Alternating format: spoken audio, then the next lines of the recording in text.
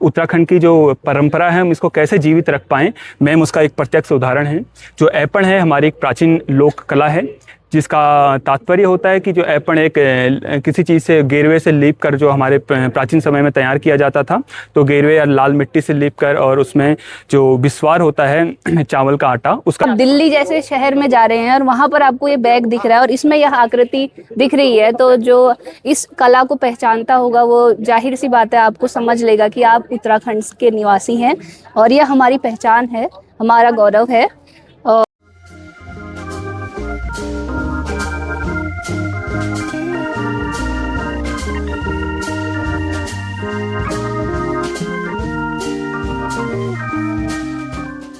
नमस्कार। उत्तराखंड अपने आप में एक विशिष्ट सांस्कृतिक धरोहर अपनाए हुए है। हम यहाँ बात करें यहाँ के परंपराओं की, चाहे वो बात हो यहाँ के त्योहारों की, यहाँ की लोक कलाओं की, और आज हम विशेषकर एक उत्तराखंड की प्रसिद्ध लोक कला जो कुमाऊं क्षेत्र में बहुत प्रसिद्ध है, हम आपको ले चलेंगे ऐपण कला की ओर।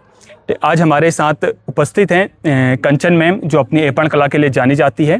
उनके द्वारा बहुत सारे यहाँ पे ऐपण की कलाकारी दिखाई गई है, तो हम मैम से जानेंगे कि मैम एक कैसे आपके दिमाग में आइडिया आया कि आपने किस तरीके से स्वरोजगार को अपनाने का ये जो तरीका अपनाया, तो ये आपके इस विषय में हम जानना चाहेंगे मैम। नमस्कार सर। सर ये ऐपण कला हमारी कुमाऊं की लोक कला है। तो सर ये आज घर तक सीमित नहीं बल्कि संसद भवन की दीवारों में भी उकेरी जाती है। तो सर मैंने भी इस क्षेत्र में एक छोटा सा प्रयास अपना किया है ऐपण कला को बढ़ावा देने का। इसमें बहुत सारी महिलाएं अभी काम कर रही हैं, उनमें से एक मैं भी हूँ सर। बहुत बढ़िया मैम, आपका जो प्रयास है यकीनन सराहनीय है। जिस तरीके से आपने इसमें कलाकृति दिखाई है और जिस महीन कलाकृति इसमें देखने को मिल रही है, वो यकीनन जो आपकी ये कार्य है यकीनन सराहनीय है। उत्तराखंड की जो परंपरा है हम इसको कैसे जीवित रख पाएँ, मैम उसका एक प्रत्यक्ष उदाहरण है।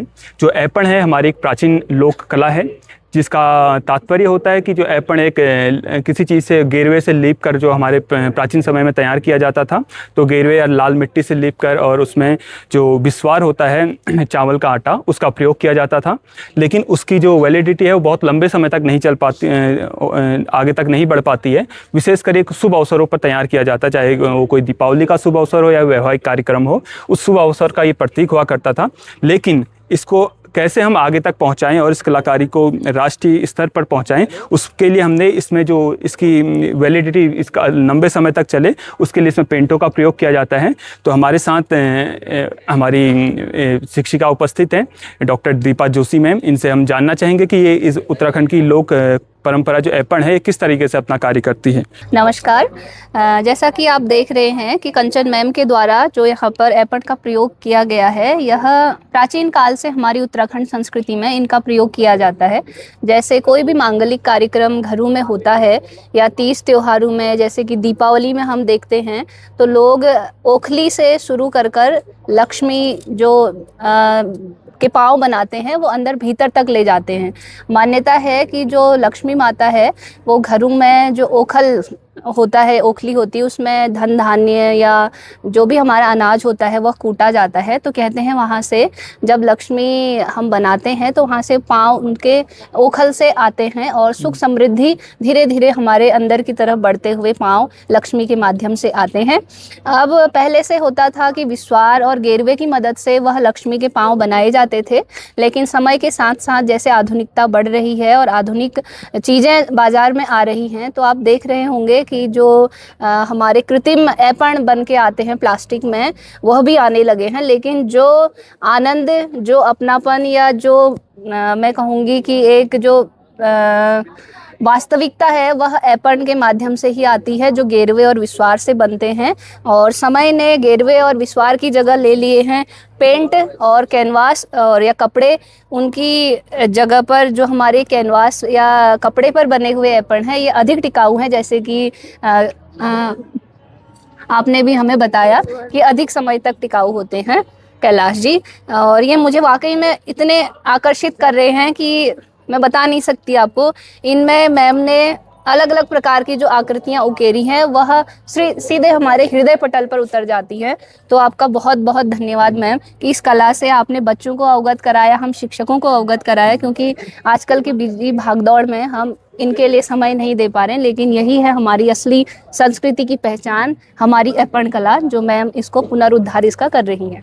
इस ऐपण कला की कुछ कलाकृति हम आपको पास से दिखाएंगे।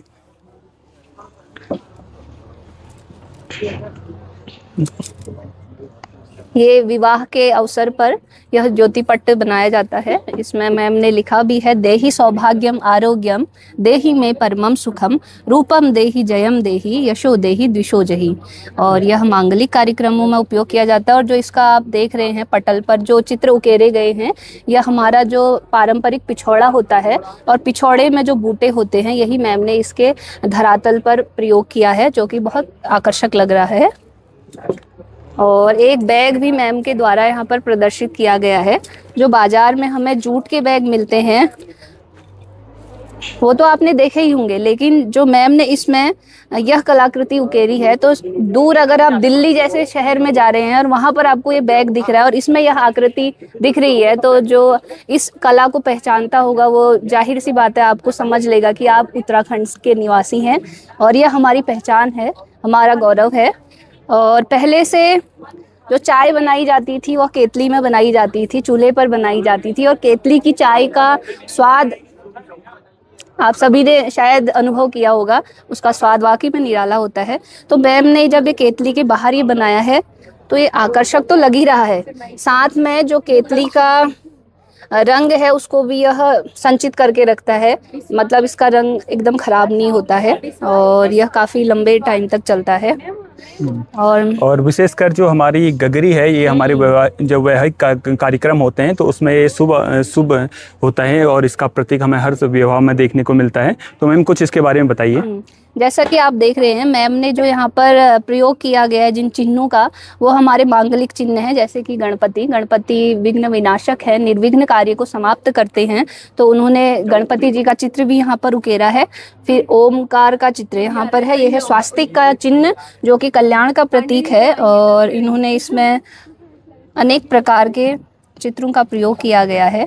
जब हम स्वास्तिक बनाते हैं तो इसकी भी आपने विधि देखी होगी कि कैसे स्वास्तिक बनाया जाता है। स्वास्तिक को कभी भी मध्य से नहीं काटा जाता, उसको यह गगरी हमारे धार्मिक कार्यों में प्रयोग की जाती है। जैसे कि दूल्हा जब आपका दूल्हर्ग होता है, उस समय जब विवाह का जो स्थान होता है वहाँ पर यह गगरी रखी जाती है और इसमें डाला जाता है एक शाल का टहनी डाली जाती, चीड़ की टहनी, जो शुभ मानी जाती है। और जब विवाह में दूल्हा दुल्हन के मध्य बहुत सारे रीति रिवाज होते हैं, तो उसमें जो साल के टहनी में जो पत्तियां होती हैं, जो भी भाग होता है, उससे हरेला पूजित किया जाता है वर वधू को।